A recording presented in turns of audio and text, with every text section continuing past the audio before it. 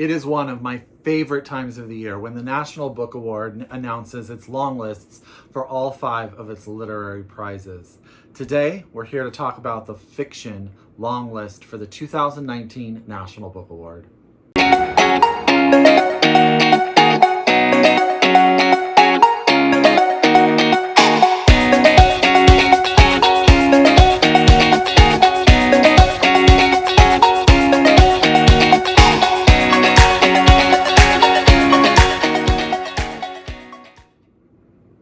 Hi everybody and welcome back to my channel. It's Russell with Ink and Paper Blog. Happy Saturday. How are you doing today? I hope you guys are having a fantastic weekend. As always, I hope it's full of amazing reading, family, relaxation, whatever you need to be having a fantastic weekend.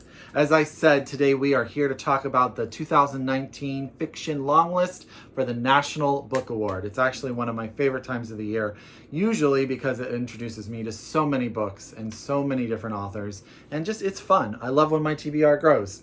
So as always, I want you to get out your pen, get out your paper, get out your Goodreads, because if you haven't heard any of these books, you're going to be wanting to put them on your TBR as well.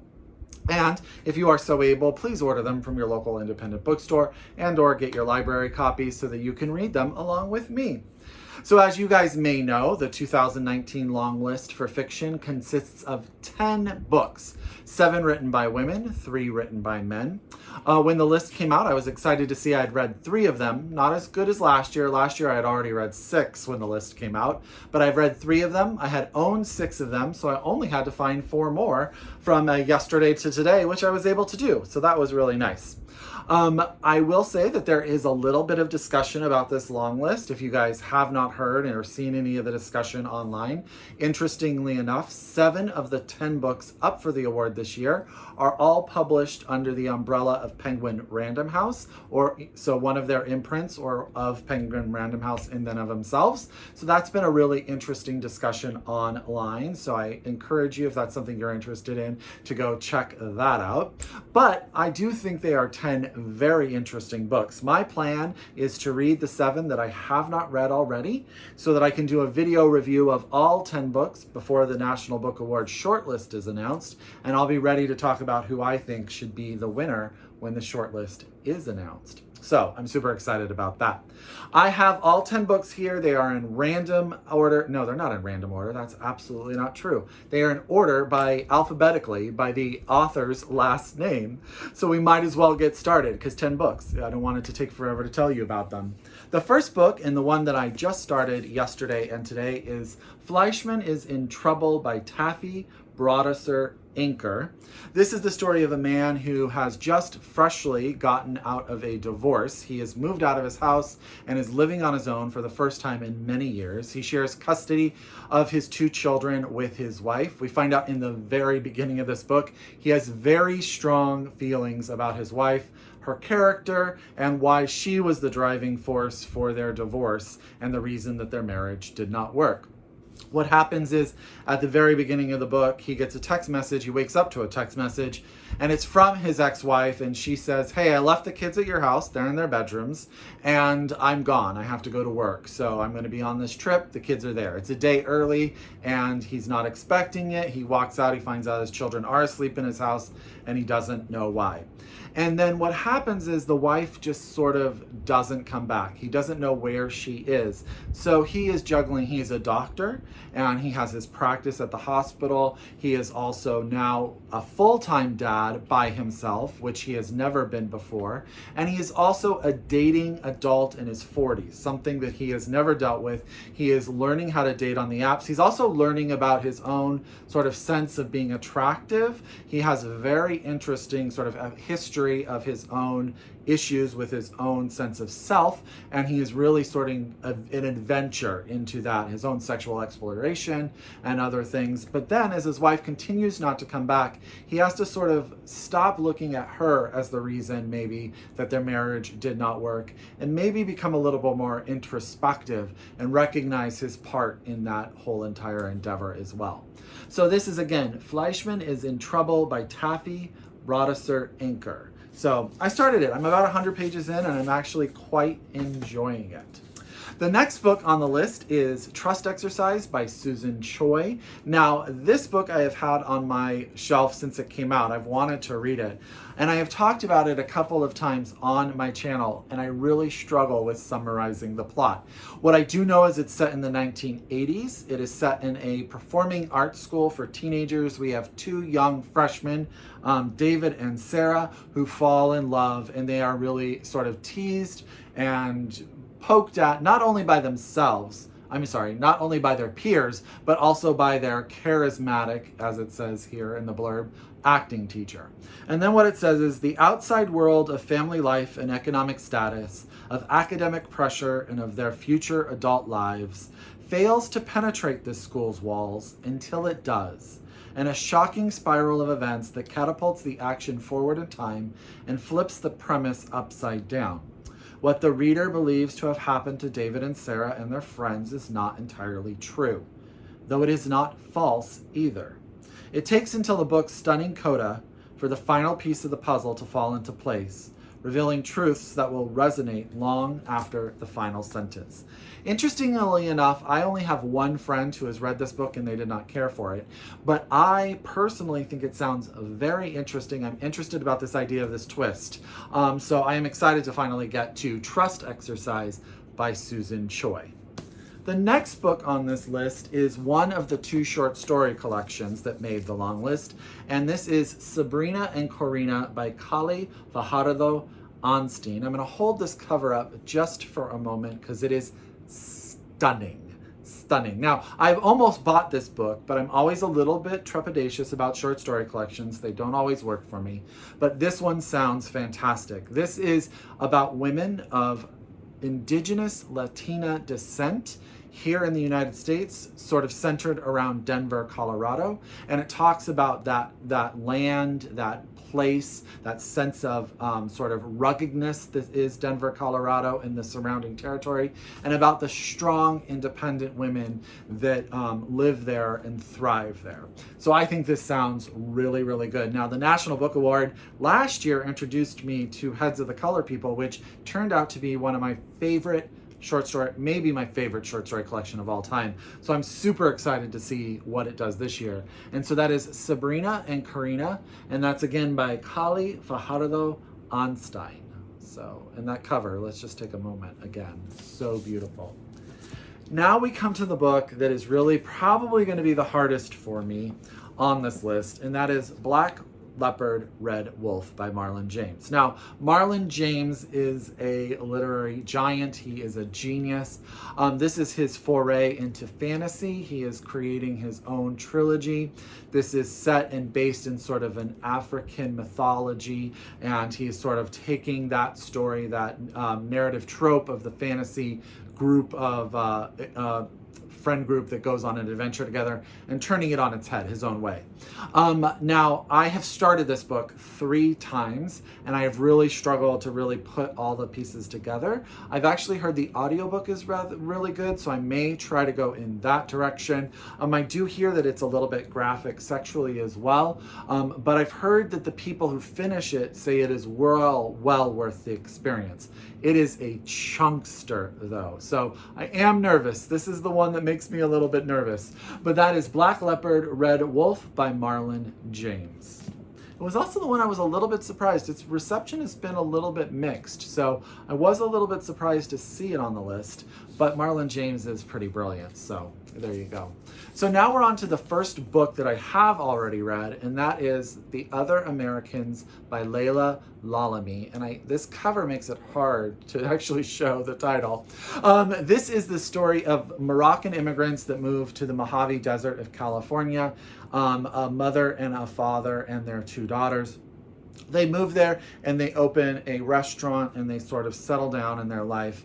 What the impetus of this story is, the father is one day walking across the street when he is hit by a car and left, and he winds up passing away.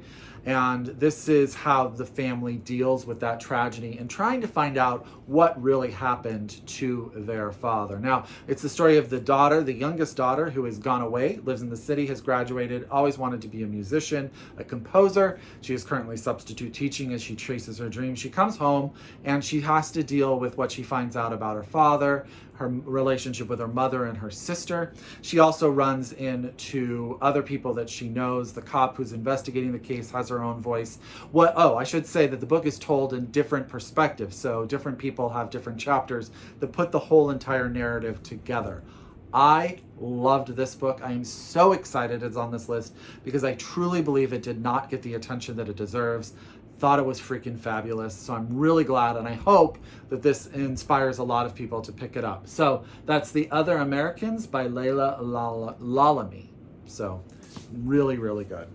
So this is the book, the second short story collection, which I know very little about, and that is Black Light by Kimberly King Parsons. I don't know anything about the short story collection, you guys, but I really actually think the cover is kind of great. Is that Shirley Temple? It kind of looks like a Shirley Temple picture to me. But it says, with raw poetic ferocity, Kimberly King Parson exposes desire's darkest hollows, those hidden places where most of us are afraid to look. In this debut collection of enormously perceptive and brutally unsentimental short stories, Parsons illuminates the ache of first love, the banality of self-loathing, and the scourge of addiction, the myth of marriage, and the magic and inevitable disillusionment of childhood. Actually, I didn't say, I think many of these books, I want to say at least half, are debuts for fiction too. So that's pretty exciting. So that is Black Light, the collection of short stories by Kimberly King Parsons. That sounds like it's going to be up a lot of people's alley, so hopefully that will get. And it is, I think it was released originally in paperback, so you can get it in paperback. Order it from your independent bookstore, guys.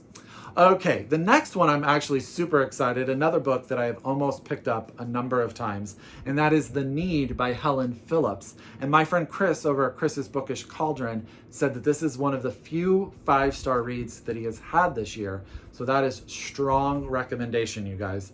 This book starts with a mother, and she has an infant and a young child with her. It's night, she's in her house, and she's hiding because she thinks there's an intruder in her home. But what I've read the first few pages, what is brilliant is, have you guys ever had those moments when you're in your house by yourself and you kind of think you hear something, but you always kind of hear things in your life, so you start to sort of self-doubt whether or not you're really hearing something? So that is how this book starts, and it's really, really well done. But it turns out there is an intruder in the house, and it's an intruder that knows more about her husband, and her family than she would ever expect for an intruder she does not know to understand. I've heard that this is sort of like a thriller that really investigates the idea of marriage and relationships, and I want to read it right now. And so that's The Need by Helen Phillips. So, yeah. And if my friend Chris says to read it, you guys, we probably should read it. Okay, 3 more books left. The next one is another debut, and that is Disappearing Earth by Julia Phillips. I have a funny story about this. I actually started to read this book on the plane ride home. I don't remember, I was flying home from somewhere, and the flight attendant spelled coffee on me and got it on my book. And I was really sad, and I posted on Twitter that I was sad. But then Julia Phillips said, well, your book is special and no other book will be like it, on Twitter. So I heart her even more now. Set in an obscure part of Russia, sort of, I think it's a 9-hour drive from a major city. This is the story of 2 young girls that get in a car one day and go missing. And maybe I'll give you guys, it is the Kamchatka Peninsula. My Russian is horrible. Kamchatka Peninsula. 2 sisters, 8 and 11 years old, go missing. This is the story of 1 year from that incident and the community and a group of characters and people in that community that are affected by this crime. So that sounds amazing. And I've heard nothing but fantastic things about it. So I'm really excited that I was so sad when the coffee spilled. I put the book down and I never got back to it. So thank you, National Book Award, because I know that I'm actually going to love this one. And that's Disappearing Earth by Julia Phillips. Okay, the last 2 books are both books that I have read. The penultimate is On Earth, We're Briefly Gorgeous by Ocean Vuong. This is an epistolary novel of a young man writing a letter to his illiterate mother and sort of talking not only about their life together, their relationship, but also sort of how he has become the person he is today. There's a lot of introspection. There's a lot of just discussion about his coming out story when he realizes that he is gay and how he has that conversation with his mother, discussions about her coming over to America, and all of sort of that emotional baggage and how that sort of affected their entire relationship. I will say Ocean Vuong is a phenomenal writer. He is absolutely gorgeous in his prose. This story is really about the relationship to his mother, and I'm not surprised to see this book on the list because Ocean Vuong can absolutely write. I've already told you guys my thoughts on it, but I will save my official review of it for when I do my wrap up of all 10 books. But that is On Earth, We're Briefly Gorgeous by Ocean Vuong. So last but absolutely, certainly not least, is The Nickel Boys by Colson Whitehead. Now, I saw Colson Whitehead speak on Thursday at Bookshop Santa Cruz, and then Friday he is nominated for the National Book Award Longlist for Fiction for this book, which is absolutely, absolutely brilliant. Yep, so this copy is signed to me. So that's super exciting, right? I'm super excited about it. This is the story of two young boys. Elwood is a young boy who is headed out and changing his life. So he is a very smart, educated kid, and it is the 1960s, and he's going to start going to college classes, and he's going to change sort of the trajectory of where his life's going to go. When one day on his way to school, he gets in a car, and unfortunately that car has been stolen, and he is sentenced to a reformatory school for young boys. There he meets another character, another young boy, and they have very different perspectives on the world, one forgiving, one more cynical. And this is really about how this school, which was based on a real place, a place where students were found to have been tortured, killed, abused, all sorts, sexually, physically, and really the place was open from the early 1900s, and I think it didn't close, Colson said, until 2011, with all of these investigations having been known and going on. This is the story of those two young boys, who they become during, after, and about the events at this school. This book is brilliant. Now, The Underground Railroad won the National Book Award. It won the Pulitzer. Deservedly, it is a very good book. This book to me is better. I just think it is a pure, simple masterpiece. So that is The Nickel Boys by Colson Whitehead, and it is amazing. So let me see if I can hold all of these books up. 10 books, it's always a little bit tough. Are you guys excited about the National Book Award for Fiction? Which of these books really stand out to you as one that you want to read? Have you read one that you absolutely want to win already? Let me see if I can hold that up. Oh, that's a heavy pile. What book were you sad not to see make the list? What did you really, really want to see? I was sort of hoping to see Nahama by Sarah Blake because I thought it was a challenging, different, interesting read. Actually, there were so many books that I could have put on this list, but that was the one that I had sort of in my head, was hoping to see. But as always, I wish you happy reading. I hope that if you are a return subscriber, that you again like this video. If you are new to my channel, I really, really hope that this makes you stick around for another video. Please subscribe. As always, I encourage you to shop locally, read globally. Until next time, I'll talk to you later. Bye.